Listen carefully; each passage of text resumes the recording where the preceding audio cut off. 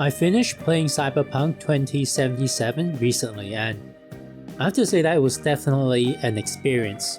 It made me think about many aspects of society. So I really want to just yap about a few things about through the ending. On the rooftop, Johnny Silverhand advises us against enlisting the assistance of the Eldecados and Pan Am. Or you can try Pan Am and her tarmac rats. But then their lives will weigh heavy on your soul. I'll be honest, at this point I definitely thought it'd be risky to recruit the Eldecados.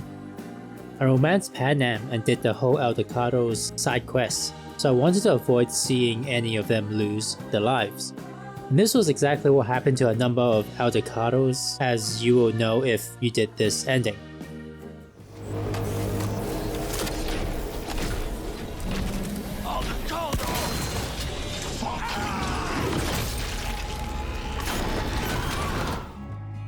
I obviously asked myself if this was the right choice, and the answer I reached after thinking about it was most definitely.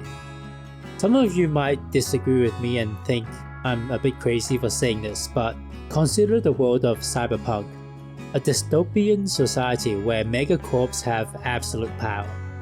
Let me ask you this question. What do the corps fear the most?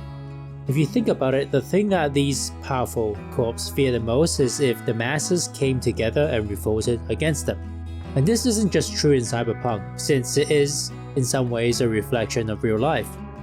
Whenever workers try to form unions, for example, corps do everything they can to crush the cooperation between workers.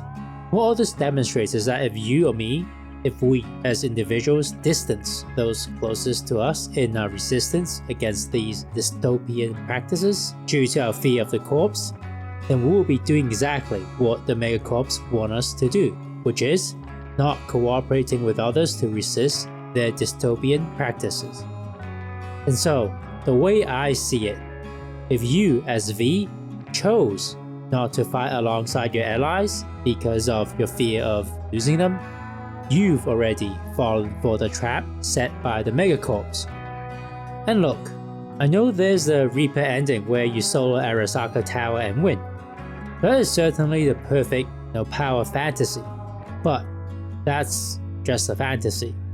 The world of Cyberpunk is meant to serve as a warning, and in this situation the warning, I believe, is not retreat into oneself and cooperate with allies against the megacorps, even should you know that could mean the price of blood. Because the isolated individual is exactly what allows megacorps to easily rule.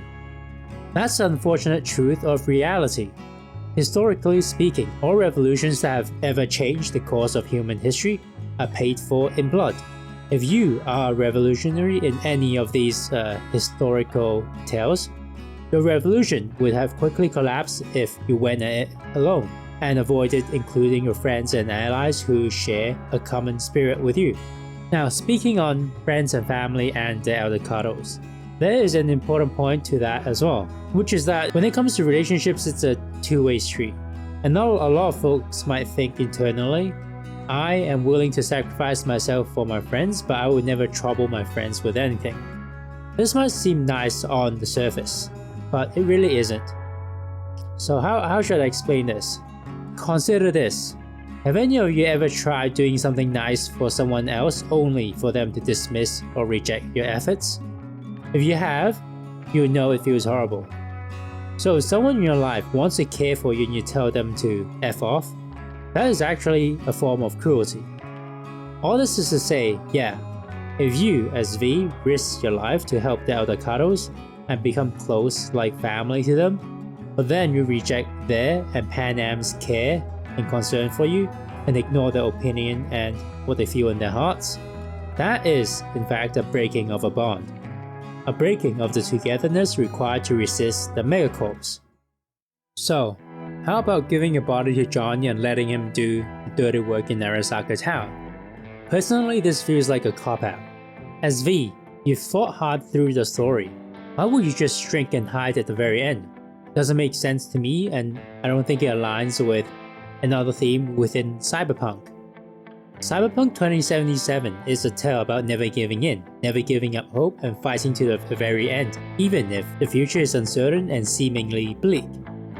Giving a body to Johnny is, in my opinion, going against that. It's taking a back seat.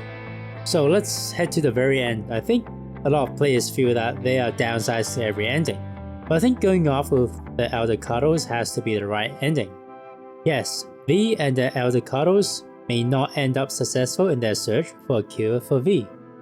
However, for once V is truly living free of the megacorps, and there's still hope in finding that cure. And V should, of course, aligning with the theme of Cyberpunk, fight to the very end for the self and allies. To my knowledge, in the other endings, V remains a servant of some sort of a corporal or have in some way submitted themselves to a megacorp.